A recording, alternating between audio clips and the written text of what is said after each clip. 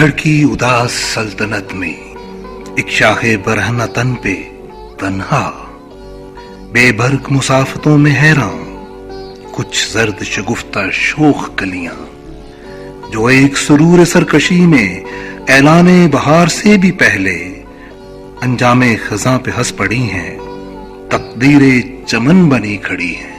علامہ اقبال کے بعد اردو شاعری کو جو 3 بڑے شاعر نصیب ہوئے، ان میں فیض احمد فیض، نورمین راشد اور مجید امجد کا نام نمایاں ہے، لہٰذا ان کی شاعری کے آفاق بھی گزشتہ دور کے شاعروں سے وسیع ہیں۔ مجید امجد کی شاعری کا تخصص ان کا گہرا شعور اور فن پر گرفت ہے۔ ان کی شاعری میں فکر کی پختگی کے ساتھ فن کی نادرہ کاری کے بھی نمونے ملتے ہیں۔ دوسرے شاعروں کی نسبت ان کی شاعری میں حسیت زیادہ نمایاں ہیں۔ ان کی جو دلی وابستگی تھی وہ دوسرے شاعروں کو نصیب نہیں ہوئی۔ مجید امجد نے اردو غزل بھی لکھی اور نظم بھی۔ ان کی غزلیات کی مقدار اگرچہ ان کی نظموں سے کم ہے، مگر فنی پختگی اور جدیدیت کے حوالے سے ان کی غزلیں ہی شاعری کا اعلیٰ نمونہ اور معیار پیش کرتی ہیں۔ مجید امجد کا پہلا شعری مجموعہ شب رفتہ 1958 میں شائع ہوا۔ ان کا دوسرا شعری مجموعہ شب رفتہ کے بعد 1976 میں شائع ہوا۔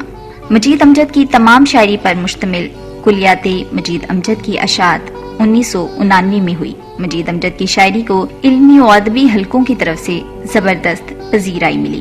ان کی شاعری ان کے ذوق سلیم کی عکاس بھی ہے، اور اس کے اعجاز سے تہذیب و تمدن کی بالیدگی کا بھی اہتمام ہوتا ہے۔ وہ جس موضوع پر قلم اٹھاتے ہیں اسے لازوال بنا دیتے ہیں۔ مجید امجد کو بچپن ہی سے اعلیٰ ترین علمی و ادبی ماحول میسر آیا۔ گورنمنٹ کالج جنگ میں رانا عبدالحمید کی قیادت میں علم و ادب کا کارواں سوئے منزل رواں دواں تھا۔ مجید امجد کی شاعری میں ان کی ذات، ماحول اور شخصیت کے تمام پہلو ایک دھنک رنگ منظرنامہ پیش کرتے ہیں۔ لفظ کی حرمت، اسلوب کی ندرت، احترامی انسانیت، وطن اور اہل وطن سے قلبی وابستگی اور جبر سے نفرت مجید امجد کی سرشت میں شامل تھی۔ زندگی کے جس قدر موسم انہوں نے دیکھے، انہیں وہ صفحہ کرتاس پر منتقل کرتے رہے۔ انہیں اس بات کا یقین تھا کہ روشنی کا یہ سفر بہر صورت جاری رہے گا۔ مجید امجد کی زندگی اور معمولات کا بنظر غائر جائزہ لینے سے یہ حقیقت معلوم ہوتی ہے کہ ان کے نہاں خانہ دل میں محبت کی کمی کے جذبات شدت اختیار کر گئے تھے۔ ان کے دل میں ایک تمنا تھی کہ وہ کسی سے ٹوٹ کر محبت کریں۔ مجید امجد نے محبت کو جذبہ انسانیت نوازی کے حوالے سے دیکھا۔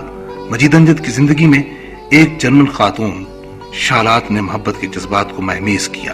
یہ 1958 کا واقعہ ہے جب شالات ساہیوال آئی۔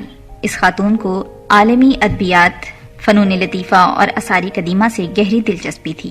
وہ ساہیوال کے قریب واقع ہڑپا کے کھنڈرات دیکھنے آئی تھی۔ اس موقع پر اس کی ملاقات مجید امجد سے ہوئی۔ مجید امجد کی شاعری اس کے قلب و روح کی گہرائیوں میں اتر گئی۔ مجید امجد اور شالات کی یہ رفاقت 83 دنوں پر محیط ہے، مگر اس عرصے میں وہ دل کی بات لبوں پر لانے سے قاصر رہے۔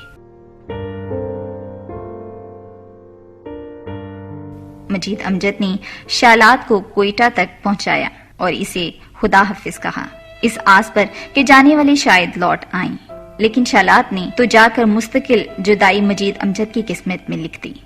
مجید امجد کی نظم جو 22 نومبر 1958 کو شالات کی جدائی کے موقع پر کوئٹہ میں لکھی گئی، ایک حساس شاعر کی سوزے دروں اور قلبی کیفیات کی مظہر ہے۔ برس گیا بخرابات آرزو تیرا غم، قدھا قدھا تیری یادیں، سبو سبو تیرا غم، تیرے خیال کے پہلو سے اٹھ کے جب دیکھا، مہک رہا تھا زمانے میں کو بکو تیرا غم۔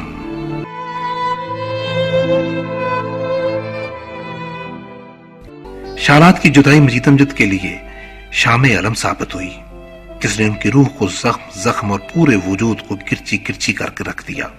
جب مجید امجد کا سایہ بھی ان کا اپنا سایہ نہ رہا تو شالات کی یادوں کی شمع فروزاں کر کے وہ زندگی کے دن پورے کرنے کی کوشش میں مصروف رہے۔ مجید امجد کا غمی ہستی ہر وقت درد محبت سے الجھتا رہا۔ جب بھی شالات کی یاد آتی وہ ایام گزشتہ کی کتاب کے صفحات کی ورق گردانی میں مصروف ہو جاتے۔ جب بھی شالات کی جدائی کے زخم بھرنے لگتے وہ کسی نہ کسی بہانے اس غم کی یاد تازہ رکھنے کی خاطر اسے کثرت سے یاد کرنے لگتے۔ محبت کے وسیلے سے خود کو فروغ دینے کی یہ انوکھی کاوش تھی۔ کسی کو چاہنے کی آرزو میں چاندنی راتوں میں سایہ ہائے کاخوں کو میں گھومتے رہتے، مگر بچھڑنے والے کب واپس آتے ہیں؟